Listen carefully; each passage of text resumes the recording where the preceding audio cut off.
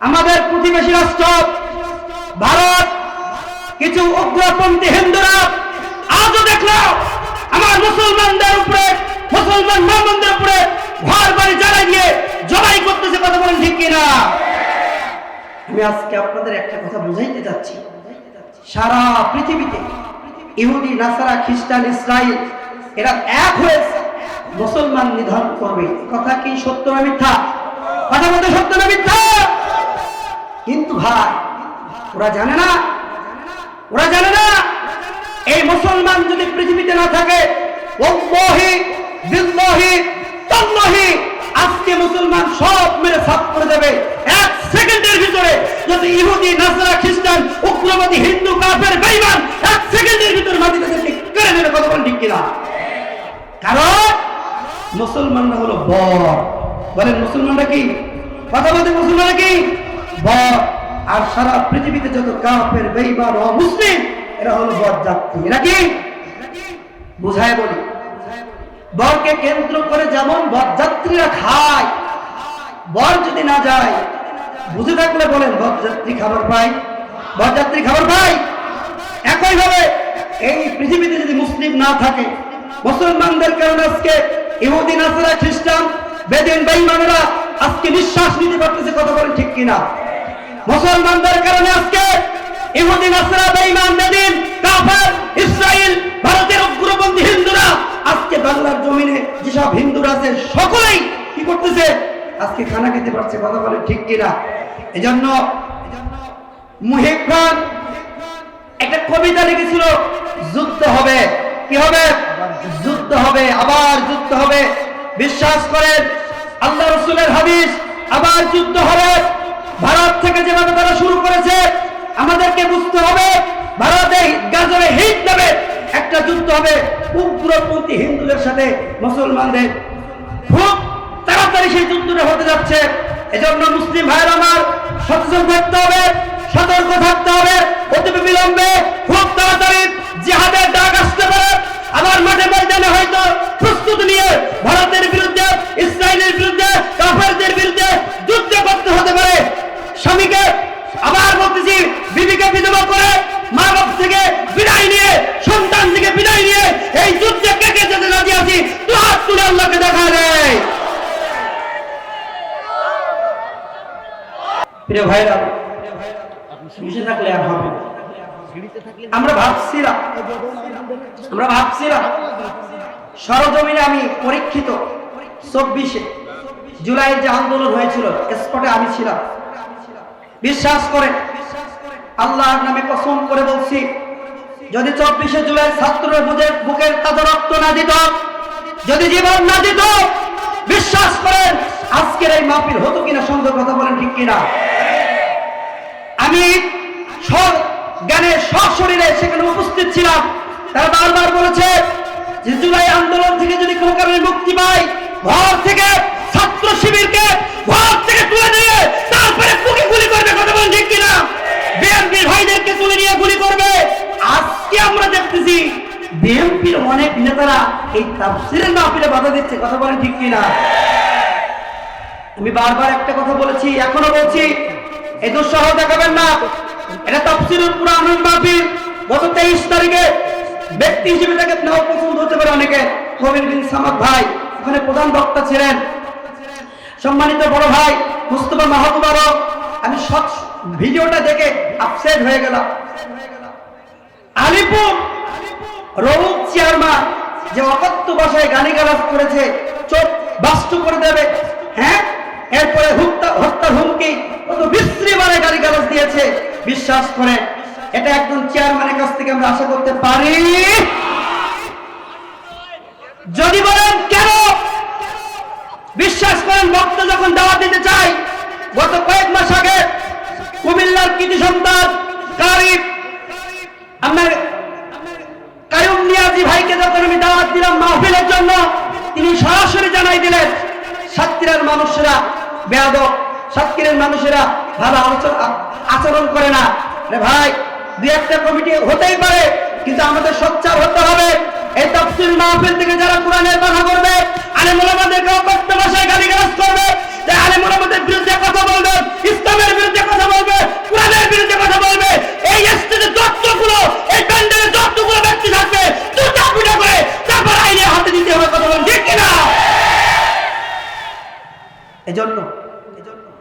এজন্য আজকে আর বসে থাকার সময় নাই। আমি আবার কুরআনুল কারীম থেকে আলোচনা করব। একটা ছোট্ট মেসেজ দিয়ে যাই। আপনারা মনে করেছিলেন শেখ হাসিনা 16টি বছর আমাদের উপর জুলুম করেছে, নির্যাতন করেছে, নিপীড়ন করেছে। আপনারা হয়তো বোঝেন নাই, আমি বুঝছি। 16টি বছর তার একটা ইচ্ছায় কোনো কথা হয় নাই, দেশে কারোর উপর গুলি চলে নাই। সম্পূর্ণ তিনি ভারতের এজেন্ডা বাস্তবায়ন করার জন্য, এই বাংলাদেশটাকে ভারতের অঙ্গরাজ্য করার জন্য আমাদের উপরে নির্যাতন, নিপীড়ন, জুলুম করেছে। কথা বলেন ঠিক কিনা? আজকে আমার কোরআনের পাখিকে তারা কি করেছে? হার্ট অ্যাটাক করার পরে তাকে ইঞ্জেকশন পুশ করে মেরেছে। কথা বলেন ঠিক কিনা? কোরআনের পাখির বিচার আমরা এই বাংলার জমিনে দেখতে চাই কি চাই না? আল্লাহকে দেখাই দেন। এই স্লোগান দিলে হবে? কোরআনের পাখি মহব্বত করে আমরা তাকে কত ভালোবাসি। মিনিমাম 1 ঘন্টা তার নামে স্লোগান হওয়া উচিত। কথা বলেন ঠিক কিনা? ভাইরা আমার,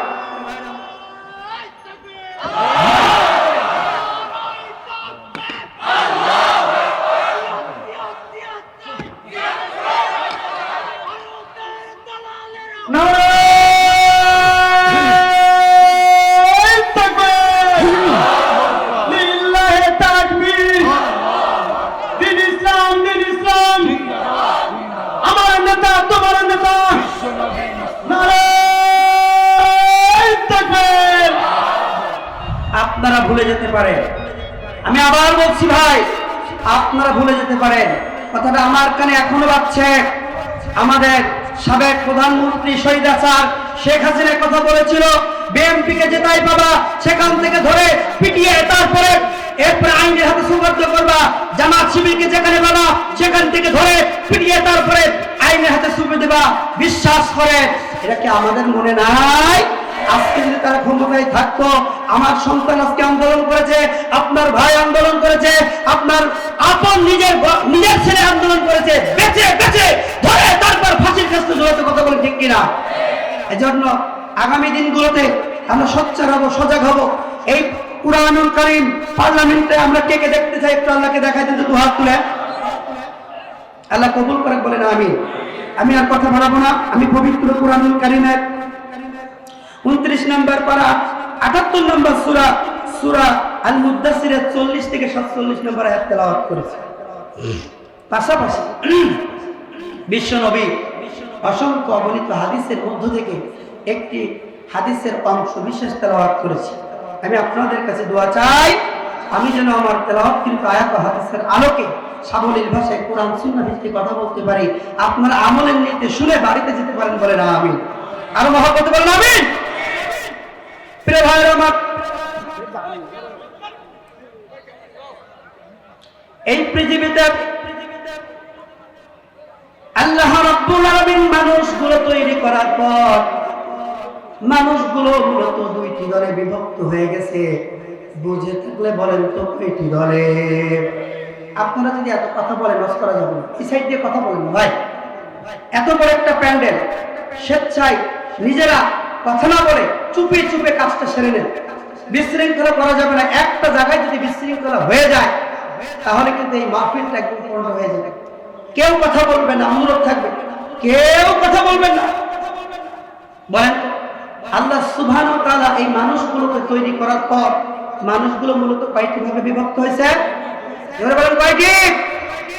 একটি দল চলে গেছে আদম সফিউল্লাহ দলে, আরেকটি দল চলে গেছে ইবলিসের দলে, একটি দল চলে গেছে নবী ইব্রাহিম আলাইহিস সালাতু ওয়াস সালামের দলে, আরেকটি দল চলে গেছে নমরুদের দলে, একটি দল চলে গেছে মুসা আলাইহিস সালাতু ওয়াস সালামের দলে, আরেকটি দল চলে গেছে ফিরআউনের দলে, একটি দল চলে গেছে আবু জাহেলের দলে, আরেকটি দল চলে গেছে রাহমাতুল লিল আলামিন বিশ্বনবী জনাবে মুহাম্মদুর রাসূলুল্লাহ সাল্লাল্লাহু আলাইহি ওয়াসাল্লামের দলে। আমরা ইসলামের দলে, আল্লাহর দলে, রাসূলের দলে, কোরআনের দলে থাকতে চাই। কে কে দুই হাত তুলে একটু আল্লাহকে দেখা দেয়।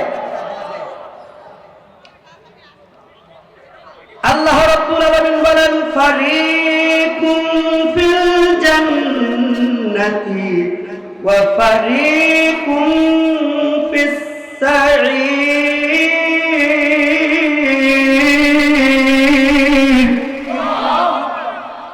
একটি দল চলে গেছে জান্নাতে, আরেকটি দল চলে গেছে জাহান্নামে। যে দলটি জান্নাতে চলে গেছে ওই দলটি আমলনামা পাবে ডান হাতে। কোন হাতে? জোরে বলেন কোন হাতে? আর যে দলটি চলে গেছে জাহান্নামে ওই দলটি আমলনামা পাবে বাম হাতে। আমরা আমলনামা ডান হাতে পেতে চাই না বাম হাতে পেতে চাই? ডান হাতে পেতে চাই না বাম হাতে পেতে চাই?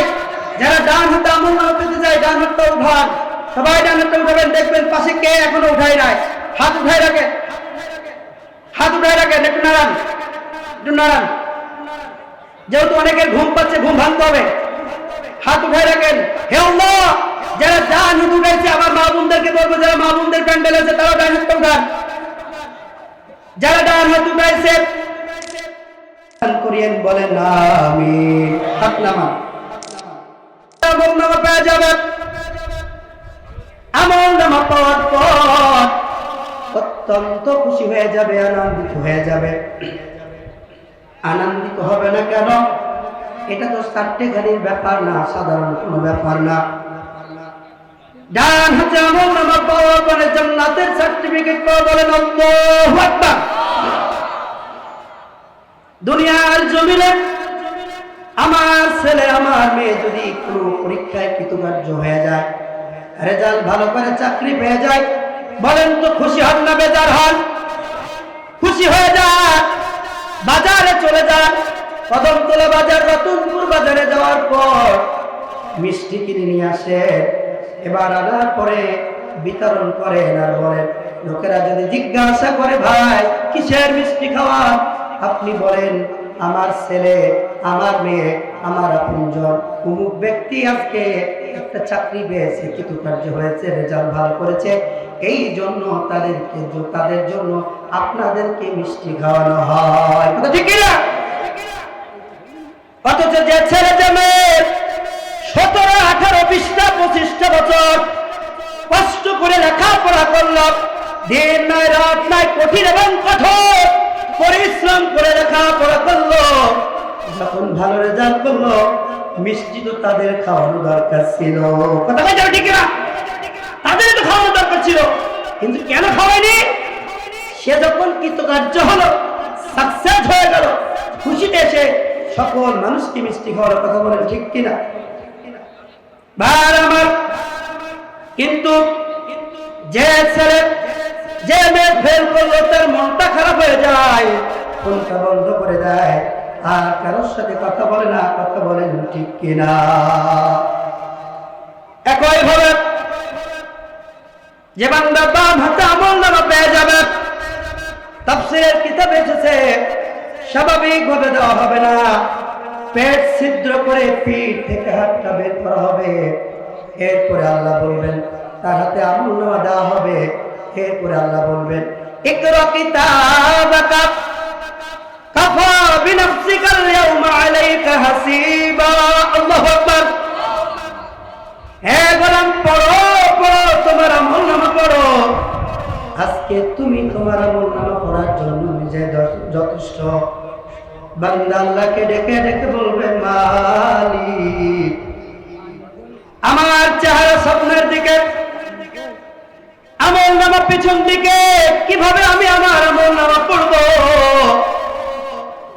আল্লাহ তখন ফেরেশতাদেরকে অর্ডার করবে, ফেরেশতার দল ওই বান্দার দুইটি কান ধর, এমন জোরে একটা ঘোড়ানি দে, মোড়ানি দে, মুহূর্তের ভিতরে যেন চেহারাটা পিছন দিকে চলে যায়। ফেরেশতারা আল্লাহর অনুমতি পাওয়ার পরে 1 সেকেন্ডই করবে না, মুহূর্তের ভিতরে ওই বান্দা দুটি কান ধরে এমন জোরে মোড়ানি দেবে, মুহূর্তের ভিতরে চেহারাটা পিছন দিকে চলে যাবে। আল্লাহ ওই কঠিন সিচুয়েশনে, ওই কঠিন অবস্থায় ডাক দিবে, ইকরা কিতাবাকা কাফা বিনাফসিকা আল-ইয়াওমা আলাইকা হাসিবা। হে বান্দা, পড় পড় পড়, তোর আমলনামা পড়। আজকে তুই তোর আমলনামা নিজে পড়ার জন্য যথেষ্ট। সারাটা জীবন যা করেছিস আজকে পড়তে হবে। বান্দা পড়তে যাবে না, কিন্তু আল্লাহর কথা শুনে অবাধ্য হওয়ার কোনো কাজ, কোনো সুযোগ আছে? যারা বলেন সুযোগ আছে? বান্দা পড়া শুরু করে দেবে, কোনো উপায় নাই, এরপরে পড়া শুরু করে দেবে, কিন্তু পড়তে না চাইলেও পড়তে হবে। আল্লাহ রাব্বুল আলামিন বলেন, ওয়ায়াকুলুনা ইয়া ওয়াইলাতানা মা লিহাযাল কিতাব লা ইউগাদিরু সগীরাতান ওয়ালা কাবীরাতান ইল্লা আহসাহা